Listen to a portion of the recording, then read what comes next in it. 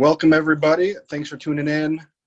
Just give it one more minute here. Looks like some people are joining us. We've already got Mr. Ryan Hampton in the room.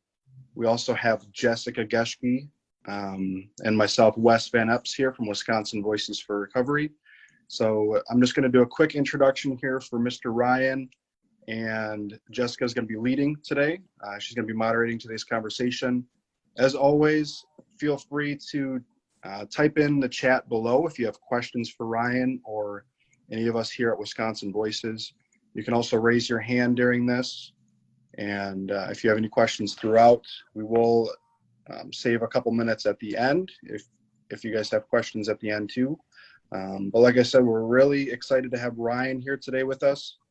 And I know that Ryan is also excited to talk about some of the stuff that's going on with him and some of the awesome things that are coming up here this year for Ryan. So with that, I'm going to turn it over to Jess. And like I said, if anybody has questions, feel free to just type it in the chat. I will be typing in some things too for you guys throughout. So Jess, go ahead.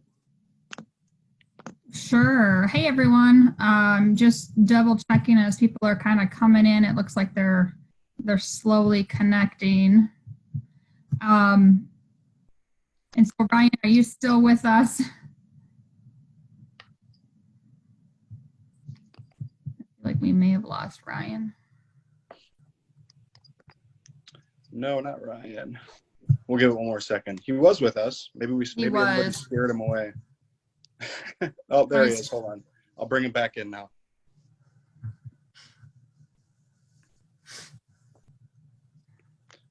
Hey, Ryan.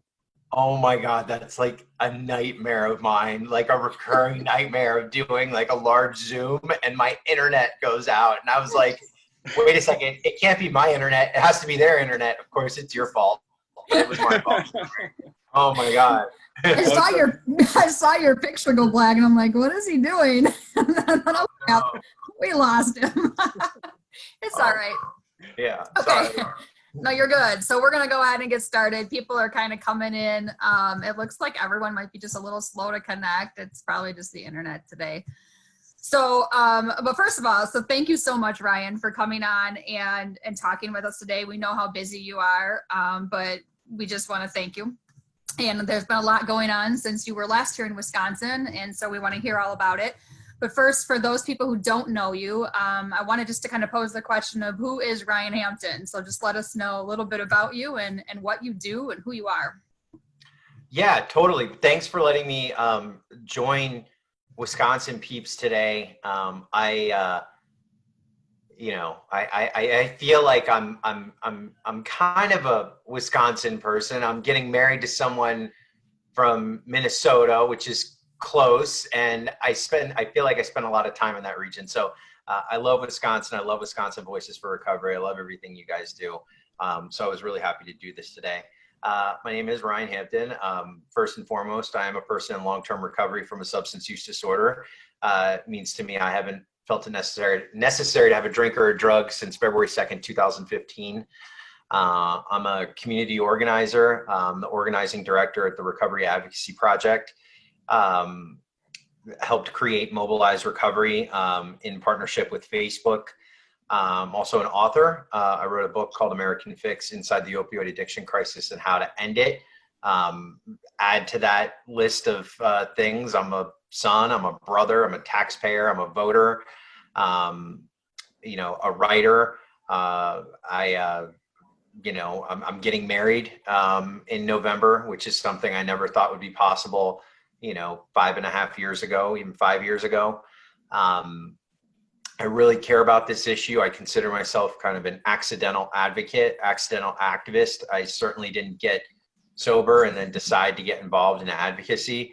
I was led on that journey, as a result of things that were happening in my local community, around barriers to care, friends of mine that were dying, roommates of mine that were passing away from overdoses, and decided to get involved, to give them voice and to try and push for some changes in my own backyard. And that led me kind of down this road of advocacy, where I was meeting other people from around the country and connecting with other like-minded folks who are in recovery and family members and people who also shared this passion and this vision, that there were so many of us out there, but sadly we just weren't really talking to each other in an organized way, and that's essentially what's led me to where I'm at today. Okay, thank you so much. So you talked a little bit about Mobilize Recovery, and I want to hit on that because that's coming up here in August. And I had the pleasure of attending last summer.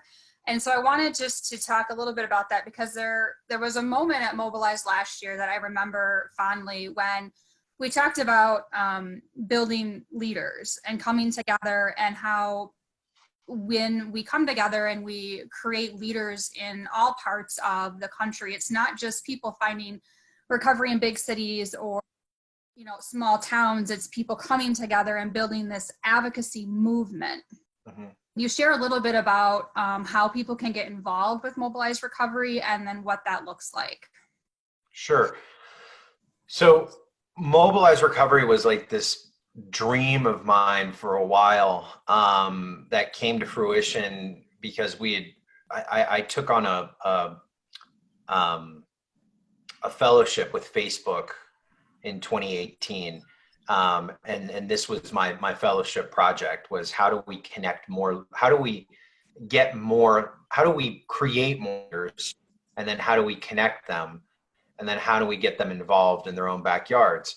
So when I first got involved in the recovery, modern day recovery advocacy movement, and I should preface that by saying before I ended up helpless on the streets of LA looking for help in 2014, since I was 15 years old, I had been involved in some sort of a political campaign, organizing campaign, labor union campaign, community, organizing, whether it be around healthcare, LGBT rights, or towards a specific candidate. I had been involved in a lot of that work. So I understood the value of like a real grassroots organizing model. And when I first got sober, and got involved in recovery advocacy, what I was seeing were there were a few kind of, I guess you could call them our national organizations, right? And I'm sure we've all worked with some of them in certain respects. And then I saw a few state organizations, but they were very much all in the nonprofit space. They all do a lot of, I'll say they all do tremendous work, right? Given where we're at today. I mean, they need more funding, they need more capacity, but their model is really, we're a national group or a state group, and then we're going to create leaders and inspire people from the top down, right? Some of them have tried to do the bottom up approach. What I didn't see though was kind of like, I saw all these people in all 50 states every time I traveled. I want to get involved. I want to do something, but I don't know where to start. And people would look to these other national organizations for guidance and agendas and issues and training.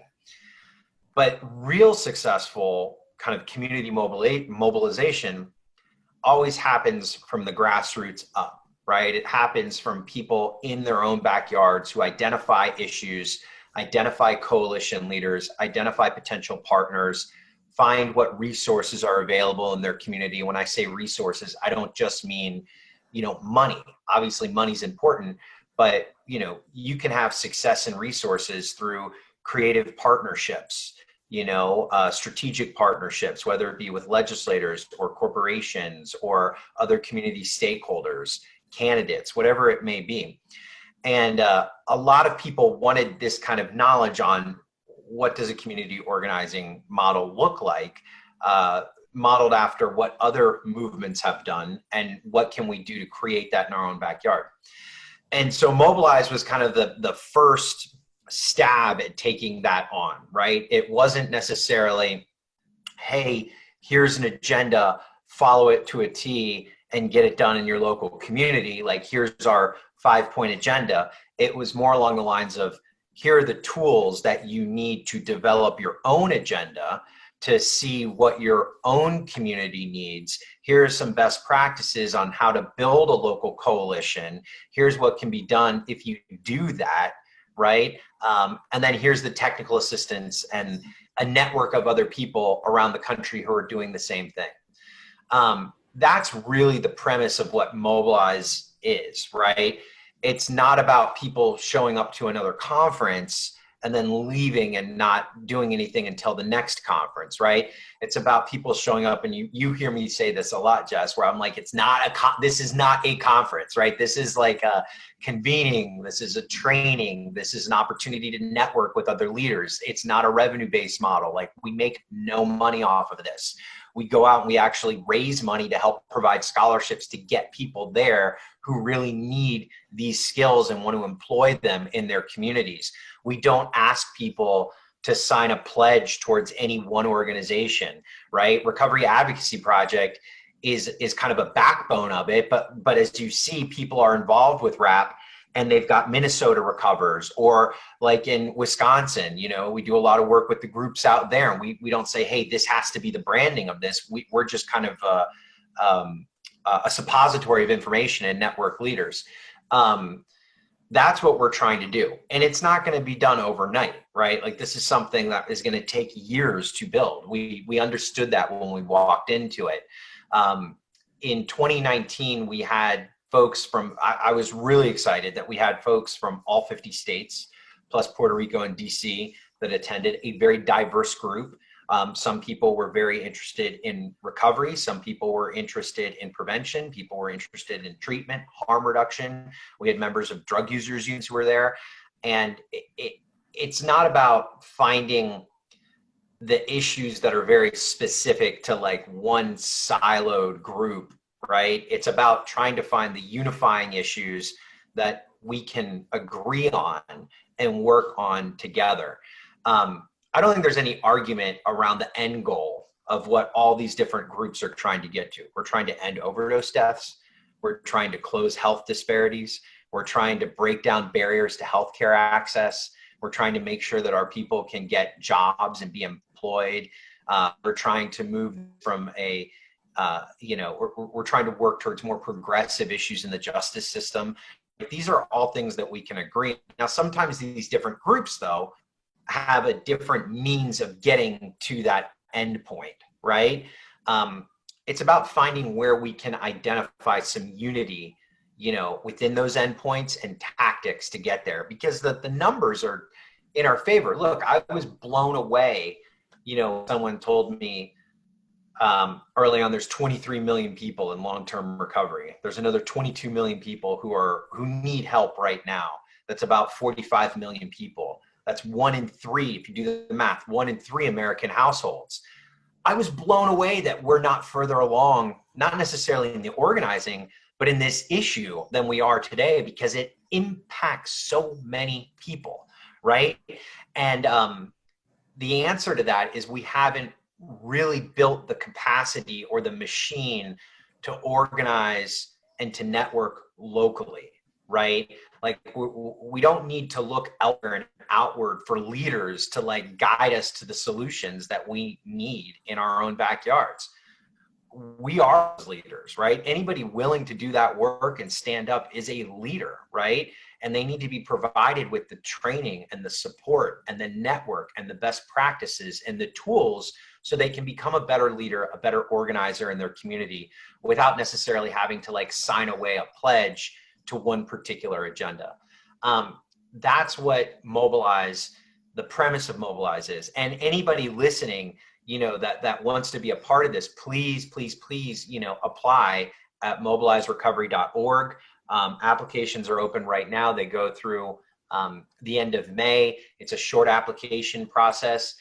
We'd love to have you as a part of this coalition. We'd love to provide these tools to you, because let's be honest, if we all do our jobs right, everybody on this call, we need to get into a space where we're not holding on to power, right? We need to be giving that power away. We need to be giving those leadership skills away. We need to be hoping that there's another kind of generation of recovery advocates or people who care about this issue who are actually going to do this better than we are today, right? And so like we need to be just giving this information away freely and trying to bring as many people along with us as possible.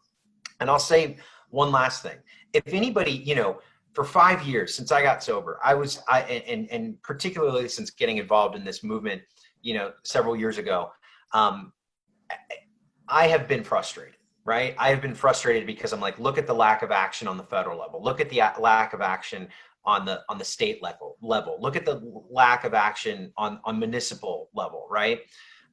Solutions slow to come, funding slow to come, sometimes policies that are completely backwards that we can't even like wrap our minds around why this is happening. Yet overdose deaths, even though we've seen them plateau a little bit, we know that is a temporary, you know, flattening, I guess you could say, of the curve in overdose deaths. We know that given COVID, this is a perfect setup and a perfect storm, sadly, for what will be more suicides, more people needing assistance, more people who are going to overdose and die. And we will start to see those numbers shortly within a couple of months. I'm certainly seeing it here in my own backyard. Jess, I know you said you're seeing it in your backyard. I have yet to find a place that is saying, oh, you know, overdose numbers are stagnant or haven't gone anything but up as a result of COVID. All the determinants, you know, that point to an overdose, it's all happening right now, right? People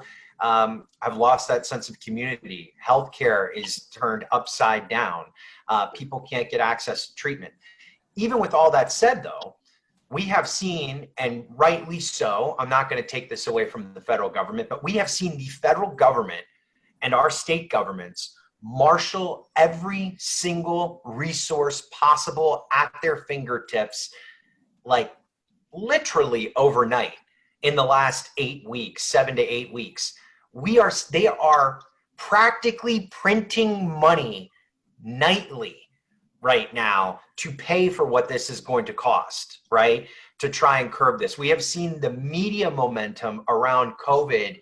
It is consuming the 24-hour, 7-day-a-week news cycle. Yet I will guarantee you, when you include alcohol into the mix, drugs, opioids, other drugs, and alcohol, still more people will die this year from that than will die from COVID-19. But we can't seem to get their attention like COVID has, right? So it shows you how long we actually have to go in order to get their attention. That means that societal shame and stigma still exist when it comes to addressing this issue as a public health issue. Politicians and policymakers will say, yes, of course it's a public health issue. Well, if it was a public health issue, a public health crisis, right, you would be addressing it on par with other public health crises. And we're seeing that right now with COVID. Not to be like a Debbie Downer on that, because again, the math is in our favor. 45 million Americans directly impacted, 1 in 3 households, right? Like the numbers are there. It's just about organizing that community and then getting them loud enough to get that type of attention. So, you know, I'm glad that you brought that up. I want to push that conversation one step farther, because in my notes here, I'm just going through things I want to ask you because you're such a wealth of knowledge. I want to talk a little bit about the opioid settlement money. Talking about this on the Recovery Advocacy Project side of things.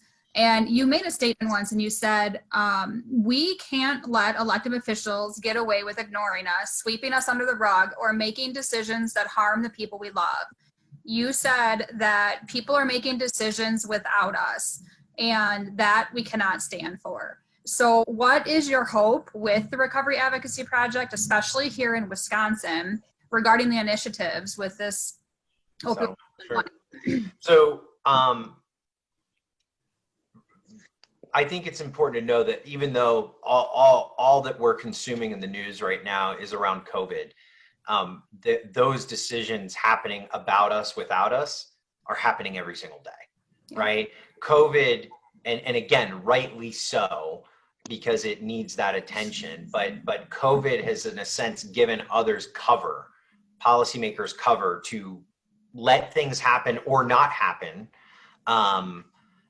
without getting much attention. Just because of COVID's happening does not mean that court hearings aren't happening, because they are, specific to the opioid litigation. I know in the Purdue bankruptcy, which I'm thoroughly involved in, there was a hearing today. There was a hearing this morning, actually. Decisions around how this opioid litigation money is going to be spent are happening every single day. And we're talking about billions upon billions of dollars. It's not tobacco money, but it is, significant, potentially more money than we've seen come at this space in one lump sum. Now more than ever, right, we see the disparities in the healthcare system. Now more than ever, we see the need for reform within the system. We see the need for where funding should be going to. And what I've been asking folks when they've asked me, well, what can I do? Well, first, make a list. Like, what are you seeing in your own backyard? Because these decisions are going to be made on a state-by-state basis in terms of how to spend some of this money. And we need to be louder about that, right? Like we need to recognize that, the whole world hasn't paused. It seems like it's paused because of COVID, but it hasn't. Policy decisions are still being made. And now is really an opportunity to highlight some of the gaps that exist that we need to push for funding for. I've been talking about pharma and Purdue for a long time. It seems like since I got in the beginning of this work. And there's a part of me that feels that, at the end of the day, if this money doesn't go to where it needs to go, which let me be clear about where I believe it should go to, it should go to community-based solutions. It should go to nonprofit organizations. It should go towards treatment. It should, yes, certainly go towards abatement of the problem, but it should also go to individual victims and family members. I can rattle off probably several dozen parents who have mortgaged their house or lost their home or, had to go into their deplete their 401k to send their kid to treatment. Do I think that Purdue Pharma should be responsible for some of that and pay some of that back? 100%. Yes, I do. I feel that if these decisions go down similar to how they did with tobacco, which was the states get a ton of money and then people with lived experience and those who have been harmed the most don't have a say in how that money is spent, I will feel very defeated. And we're in the fourth quarter of this stuff right now. A lot of people in this community have been very, very loud about holding these companies accountable. But we are literally in the fourth quarter when it comes to the opioid litigation. And before we know it, it's going to be over. And if we don't get involved and get loud now, despite, everything else that's going on, notwithstanding everything else that's going on, we will have missed that opportunity. And it's very easy. It's almost, it's sad because it's also if COVID wasn't happening right now, opioid litigation would be on the front page of the paper every single week, right? It's not even making the papers right now, right? So it's like, it will pass us. This moment will pass us by. Okay. I have about 15 other questions, but I think we'll have to have you on again because it's about 1:30. But I did want to say that where can they find your book? Oh my gosh, my book. I have it. It is out in paperback now. You can get it on Amazon. Just jump on Amazon right now. Barnes and Noble. I mean, I'd say go to any bookstore, but bookstores are closed right now. But you could jump on and get it on Amazon. Audible. I'm quite long-winded, as you can see, because you only got 2 questions in, I think. But if you enjoy the sound of my voice and want to hear it for 11 hours, you can also get it on Audible. Okay, Brian, and there's a question. We did have one question get typed in here, so I'm just going to ask you quick. Sure. So this is from Alexa. So Alexa asks, looking at history, recovery movement has a number of great starts and unfortunate stops. How can you compare what was done for LGBTQ during HIV outbreak to make that movement so successful? Sure. So the LGBTQ movement is a great parallel, right? It's a great example to look at. So again, going back to where I wouldn't say I'm diagnosing a problem. It's the infrastructure that's in place right now is a few national groups, right? And then we've got some state groups when you look at LGBTQ and the march towards marriage equality that eventually happened in the 2013 Supreme Court decision, you know, people will look and say, well, they'll give credit to like Human Rights Campaign. They'll be like, that was Human Rights Campaign. It actually wasn't. Human Rights Campaign was kind of a national organization that did a lot of branding and media around it, and they were obviously very involved. But there were very specific state groups that took on state laws in different states, and it gained momentum from there, right? Also, the LGBTQ movement is much older than marriage equality. This is something that, you know, started in earnest in the late 70s, right? And it took a very long time for them to shift public opinion to a place where they got marriage equality. The end goal, not the end goal, but one of the big moments, which was in 2013, was decades in the making, right? You look at the LGBTQ movement, one of the first hurdles that they had was they had to break down shame and stigma and be accepted as equals, right? They needed their parents to start telling their stories. They needed the individuals who were gay. I am gay. I've studied this movement extensively to be able to start breaking down those doors. Very similar to where we're at right now. And then you started to see them get more civically engaged, politically engaged. Certain people who identified as LGBT were running for office. You saw different groups that were spurring up in different states to take on discriminatory language, discriminatory codes. And then you started to see lawsuits being filed in certain states to take on, marriage equality. And it eventually led to the Supreme Court decision. If you look at the public perception in the polling, right, and it shifted fairly quickly. And I'll just go back to 2004. Gallup poll in 2004 showed that only 32% of Americans were in favor of marriage equality between same sex. That number shifted to in 2019 to over 74%, right? Over 74%. That is a massive shift in public perception that happened as a result of people getting louder about the issue. We could do a whole 3-hour session on the similarities between these two, because I think if anybody wants to look at for guidance on where we are and where we're going, I would say to study that movement at length. Okay. Are there any other questions anyone have? You can unmute if you want.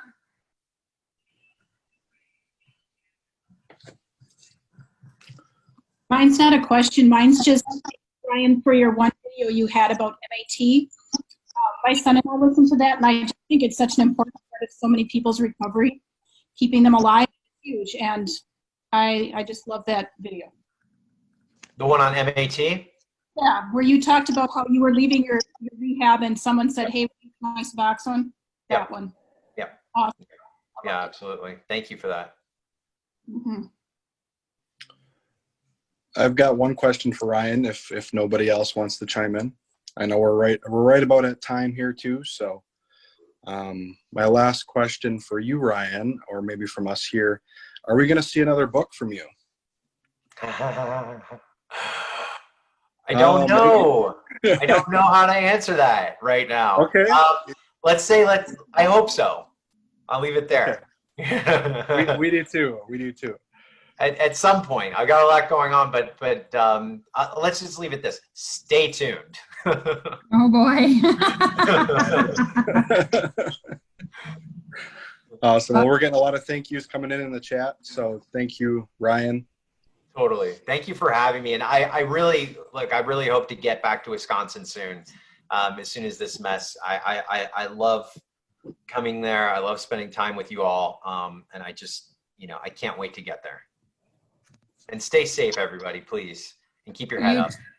You too. Well, we thank you, Ryan. You have been instrumental in my own life. And so I just thank you for everything you've done for me, for Wisconsin Voices, for Wisconsin as a whole. Thank you for coming to the rally last year.